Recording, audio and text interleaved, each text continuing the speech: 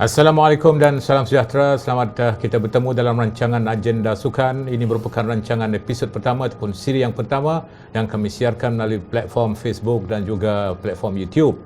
Rancangan Agenda Sukan merupakan sebuah rancangan yang berkonsepkan majalah dan juga berita serta turut mengupas isu-isu yang berkaitan tentang hal sukan di negara kita. Dan melalui rancangan Agenda Sukan ini juga kita akan menjemput tetamu di kalangan tokoh-tokoh sukan dan juga pakar-pakar sukan untuk mengupas beberapa isu ataupun perkara yang akan kita ketengahkan. Dan dalam episod yang pertama ini, Alhamdulillah kita telah berjaya membawa bekas pengarang sukan Berita Harian, iaitu saudara Nur Bakti Alias.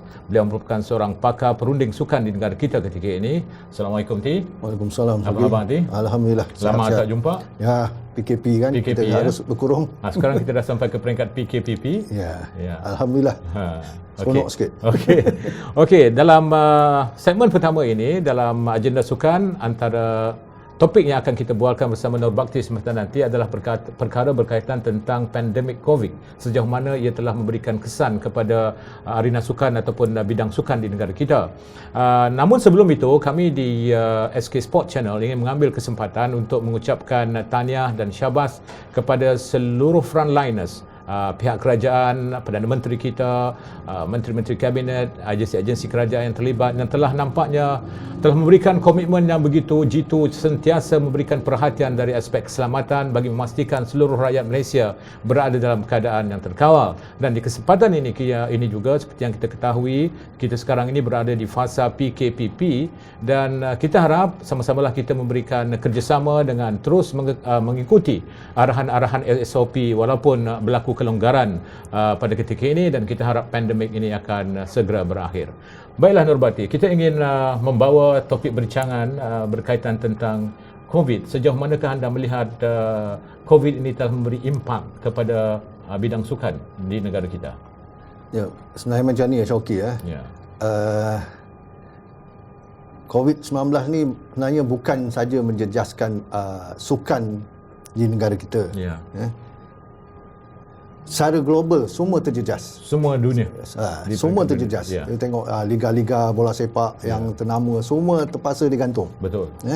Dan di Malaysia, Liga Malaysia ni baru bermula. Dan terpaksa ditangguhkan gitu. So, dan dalam kekecohan macam tu kita nampak dah ada banyak masalah timbul. Dari segi sponsorship, potongan gaji. Tapi itulah macam yang saya katakan, masalah ni bukannya masalah di Malaysia saja. Ia merupakan masalah yang dihadapi oleh peringkat global dia. Ya, betul. Okey, satu perkara yang berlaku dalam pandemik COVID dalam bidang sukan di negara kita, kita sedia maklum, keluar di dadah akhbar, di siaran televisyen dan media-media lain, bahawa berlaku pemotongan gaji di kalangan para pemain bola sepak dan juga pihak-pihak lain dalam bidang sukan. Bagaimana anda melihat perkara ini? Seperti yang saya katakan juga Syauqi, masalah pemotongan gaji ni bukan kita di Malaysia aja terlibat. Di negara luar juga terlibat ya. Cuma yang di Malaysia ni mungkin kesan dia agak dalam. Selain pada dipotong gaji, kita pun ada dengar sebelum ni ada pemain-pemain yang tidak dibayar gaji. Apapun memang itulah masalah yang dihadapilah di Malaysia ni. Selain pemotongan gaji, dan ada juga yang tak bergaji kerana pegawai sukan, jurulatih semua tak ada kerja. Especially yang buat freelance kerja di luar yang cari makan macam tu. Dan kita juga mendapat maklumat bahawa bukan saja pemotongan gaji atau masalah yang dihadapi oleh atlet sukan ataupun pegawai sukan di negara kita, operator stadium ataupun mereka yang terlibat dari segi pengurusan acara juga turut mengalami kesan yang begitu mendalam. Baiklah Nur Bakti, saya ingin mendapatkan pandangan anda tentang perkara yang berkaitan tentang pandemik ini. Di manakah anda rasa langkah yang terbaik yang harus kita lakukan dalam usaha untuk mengangkat kembali aktiviti sukan di negara kita seperti sedia kala?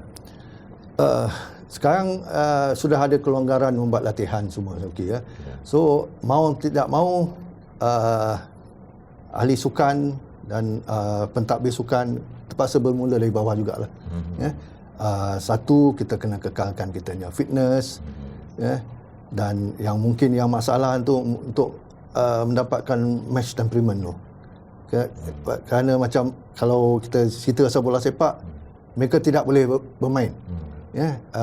Pasal mereka consider contact games kan. So bahaya tu masih ada di situ. So setakat ni mereka hanya boleh berlatih di padang itu saja, sepak-sepak dan pertandingan tidak dibenarkan. Pertandingan tidak dibenarkan. Okey. Anda merupakan pakar dalam bidang penulisan ataupun sukan badminton baik di dalam ataupun di luar negara. Saya ingin mengajak anda sebentar nanti untuk mengupas lebih lanjut tentang sukan badminton. Bagaimana pemain-pemain kita, tim kita sekarang menghadapi latihan dan persiapan. Namun sebelum itu, bagi sukan badminton, setakat ini bagaimana anda melihat tentang perkembangan semasa mengenai pemain-pemain kita? Setakat ni mungkin untuk tahun 2020 ni kita nampak masih agak perlahan lah, ya. Kita baru start pada pick up di akhir tahun tu bila pemain-pemain ada yang menang pingat emas di Sukan C. So 2020 ni masih belum ada gelaran yang boleh dibanggakan. Dibanggakanlah. Ya. Okey. Seperti yang saya maklumkan tadi, Nur Bakti merupakan pakar dalam bidang penulisan sukan badminton, dan selepas ini saya ingin mengajak beliau untuk kita bersembang sedikit mengenai pemain yang dikatakan bakal mengisi ataupun apakah telah mengisi kekosongan yang telah pun ditinggalkan oleh Datuk Lee Chong Wei. Namun sebelum itu, agenda sukan ingin berehat seketika dan kita jumpa lagi selepas ini. Kita harus akur pada masa ini untuk memutuskan rantaian COVID-19. Namun kita juga harap agar dan berdoa pada Allah Subhanahu Wa Taala agar COVID-19 ni cepat diangkat pulih kembali supaya aktiviti sukan seperti rekreasi yang saya sebutkan tadi ini dapat berjalan seperti biasa. Untuk larian melawati, kita telah menganjurkan larian ini selama 14 tahun. Jadi kita baru selesai satu acara pada tahun 2020 ni pada Januari yang lepas. Jadi pada tiap-tiap tahun bulan Januari kita akan adakan anjuran, sepatutnya akan berlangsung pada Januari 2021.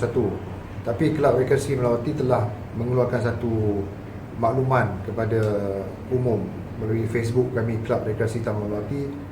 Kami mengatakan dengan COVID-19 ini, maka penganjuran ini tidak akan diumumkan lagi sehingga diberitahu kelab ataupun kita mendapat satu penjelasan yang lebih jelas daripada pihak Kementerian Belia dan Sukan, terutama sekali daripada Pesuruhjaya Sukan dan juga daripada PBT, pihak berkuasa tempatan.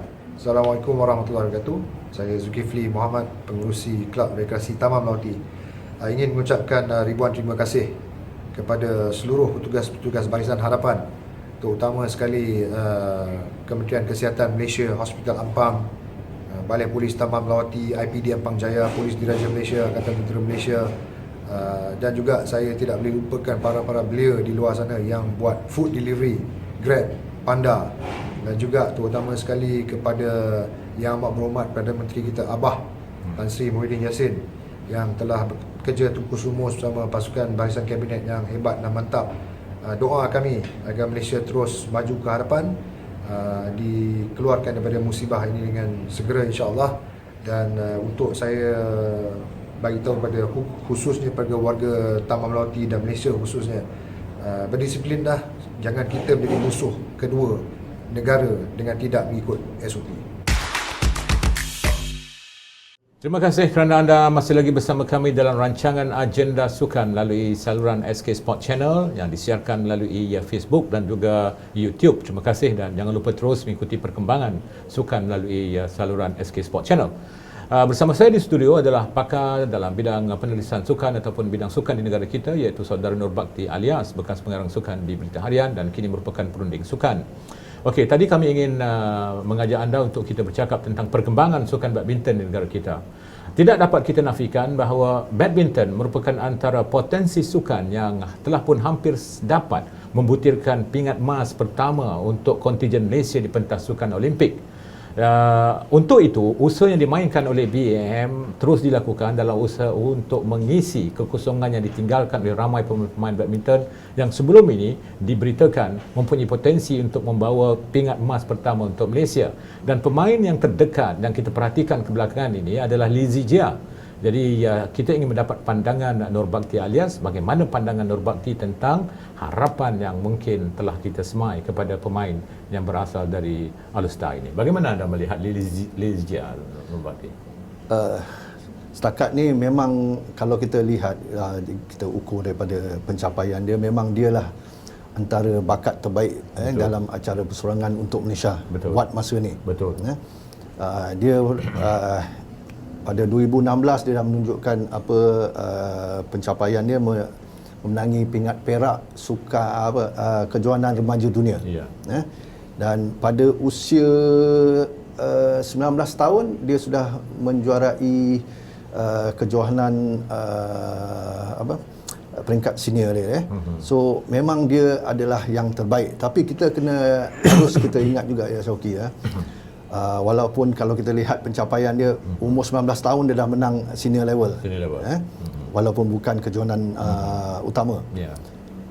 Berbanding Lee Chong Wei harus tunggu umur sampai 21 tahun. 21 tahun baru cemerlang, Tapi kita kena tidak boleh memberi terlalu banyak penekanan tekanan pada Lizia. Biar dia matang dulu. Dia biar matang.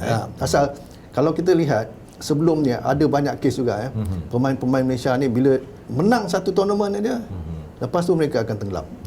So apa yang harus dilakukan ialah pendekatan yang berhati-hati. Berhati-hati Okey. Kalau kita perhatikan, saya ingin mengajak kita bercakap tentang karakter permainan.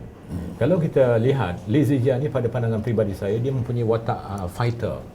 Dia seorang yang ada spirit pejuang. Dia akan come from behind, kita katakan Dia agak ketinggalan dalam beberapa kejohanan yang kita perhatikan. Dia ketinggalan set pertama, tewas set pertama, tapi dia bangkit. Satu karakter permainan yang saya nampak bukan kata jauh berbeza dengan Datuk Lee Chong Wei dan pencabar-pencabar lain. Dalam aspek itu, bagaimana anda melihat Lizia dari segi kekuatan? Sebenarnya apa yang Syauqi cakap tu ada betul. Cuma bagi saya, pandangan saya lah Zia ni dia slow starter. Dia slow starter. Betul. Dia agak lambat dapat panas Betul. Dan permainan dia masih belum terlalu kemas. Kalau kita lihat pergerakan dia masih agak kaku, stiff. Kadang-kadang kita boleh lihat cara pukulan dia dengan badan dia tu nampak tak selari. Tak selari, betul. Dia ada size, dia ada size, strength, tinggi dia kekuatan. semua ada. Cuma yang itu yang harus dipolish slow. Betul. Kalau kita ingat Kento Momota pun yang dia buat backhand smash tu. Dia mempunyai satu senjata yang luar biasa. Benar. Dia ada senjata iaitu dah, ada backhand smash dia. Okey. Dari segi kejurulatihan, adakah anda merasakan jurulatih yang sekarang dipadankan dengan Lizia ini merupakan satu pilihan tepat yang boleh membuatkan dia lebih baik? Bagi saya pemilihan jurulatih ni, sumbangan jurulatih dalam permainan sewaktu di gelanggang cuma mungkin 5% saja. Yang lain-lain tu datang sendiri daripada pemain tu. So maknanya kalau lebih banyak jurulatih dia macam sekarang dia dengan Hendrawan, sebelum tu dengan Misbun, bagi saya adalah peluang untuk Zia menimba ilmu. Ilmu daripada jurulatih ni macam Hendra mana begini cara dia. masing-masing jurulatih masing-masing ada keistimewaan masing-masing. Betul. So macam mana untuk Zia ni terapkan dalam permainan dia. Okey, Nur Bakti, satu lagi soalan berkaitan tentang badminton di negara kita ini. Event yang menyentuh tentang Lizia, kita tahu pandemik COVID telah mengganggu sistem persiapan menghadapi kejohanan dan juga latihan. Bagi seorang pemain badminton seperti Lizia dan yang lain-lain, tempoh 3 bulan kurang berlatih akan memberi kesan. Mungkin anda mempunyai pandangan tersendiri dalam hal itu. Benar, Syauqi Untuk saya, kalau berehat sebulan tu mungkin kita boleh terima akal. In fact, di Presiden BWF sekarang, Paul Eric Russell, masa zaman dia bermain dulu, dia pernah ada cakap dia dalam setahun dia akan ambil cuti sebulan untuk melupakan badminton.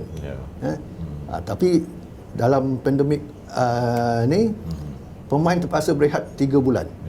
So tak dapat pegang raket, just untuk fitness saja kan. Betul. So akan menyebabkan ada tangan tu makin keras sikit lah, kaku. Kiat sikit orang Ya, kata. Okey. Okey Bakti, negara masih lagi mengharapkan agar atlet negara bukan saja badminton untuk membawa pulang ataupun menghadiahkan satu pingat emas pertama, emas sulung. Kan? Apakah anda lihat di pentas sukan Olimpik, emas di pentas sukan Olimpik, di peringkat SEA Games dan juga Asian Games kita telah pun kita boleh katakan kita handal di sana. Tapi dalam pentas Olimpik ni, apakah anda lihat bahawa badminton akan menjadi acara sukan pertama yang memberikan pingat emas yang kita dambakan ni? Setakat ni kalau kita memang harapan tu memang di basikal lah, selain badminton dan basikal. Antara yang dua tu. Terjun mungkin China terlalu tinggi standard. So untuk badminton memang harapan memang akan letak pada Zija. Tapi kita perlu ingat, ini adalah sukan Olimpik pertama beliau. Dan kalau kita lihat sendiri, Lee Chong Wei dalam penampilan pertama dia di Olimpik 2004 di mana, Athens. Dia tewas di peringkat awal. So bagi saya memang harapan tu yang terbaik, tapi kita kena berpijak di bumi nyata. Pasal Zija perlukan pengalaman dulu. Pasal ini pentas yang paling tinggi harapan. Baiklah, kita telah pun memperkatakan tentang seorang pemain perseorangan lelaki negara iaitu Lee Zija yang kita nampak berpotensi untuk bukan saja menghadirkan kejayaan peribadi untuknya, malah bakal kita harap untuk menghadiahkan pingat emas pertama di pentas sukan Olimpik untuk negara kita Malaysia. Agenda sukan sudah pun sampai ke penghujung. Kita telah membincangkan tentang bagaimana COVID memberikan kesan dalam bidang sukan. Saudara Nur Bakti Alias telah pun memberikan penjelasan pandangan beliau, dan tadi kita telah pun mengajak anda untuk kita berbual tentang seorang pemain badminton negara iaitu Lee Zija, pemain yang sedang dilihat meningkat naik, dan kita harap Lee Zija akan terus mara dan tidak berputus asa dan terus menggunakan peluang yang ada untuk menimba ilmu daripada rakan-rakan dan juga jurulatih-jurulatih yang ada di bawah Persatuan Badminton Malaysia. Baiklah Nur Bakti, sebelum kita berpisah di udara, kita ingin mendapatkan pandangan Nur Bakti Alias mungkin sedikit ucapan mengenai COVID, tentang usaha bersungguh-sungguh yang telah dimainkan oleh pihak kerajaan kita. Frontliners telah bertungkus lumus, ada yang berkorban nyawa hingga untuk memastikan agar rakyat Malaysia berada dalam keadaan yang sihat. Sikit ucapan. Bagi saya saya haraplah rakyat Malaysia perlu lebih bertanggungjawab untuk sama-sama menangani masalah COVID-19 ini, dan bukan setakat mengharapkan frontliners kita, doktor dan jurawat. Kerana selepas PKPP ni, kitalah sendiri je akan jadi frontliners. Kitalah yang akan menjaga diri kita sendiri. Bukan lagi doktor dan apa. Pasal segalanya bergantung pada kita. So fikirlah mana pilihan terbaik untuk kita sendiri. Yang penting kita ikut SOP. Okey. Terima kasih banyak Ti. InsyaAllah kami akan bawa tuan lagi dalam rancangan agenda sukan, boleh InsyaAllah. Okey, terima kasih Ti for your cooperation. Okey. Jadi terima kasih sekali lagi dari kami di Agenda Sukan SK Sport Channel, dan pastikan anda terus bersama kami dalam rancangan Agenda Sukan, dan juga kami ada juga setakat ini 2 program, iaitu Kepala Bola bersama Rosli Husin, dan jangan lupa untuk like kami di Facebook mengikut alamat yang tertera di bawah ini, dan sila juga ikuti YouTube untuk mengikuti perkembangan program-program. InsyaAllah kami akan cuba membawakan rancangan-rancangan sukan, membincangkan tentang rancangan-rancangan sukan yang terbaik untuk anda. Jadi seperti yang dikatakan oleh saudara Nur Bakti tadi mengenai COVID, pastikan kita terus berdisiplin dalam memastikan agar SOP yang telah pun ditinggalkan ataupun ditekankan oleh pihak kerajaan itu agar dapat kita patuhi demi kebaikan dan kesejahteraan negara Malaysia yang kita cintai ini. Akhir kata dari kami, sampai jumpa dan jumpa lagi. Bye-bye.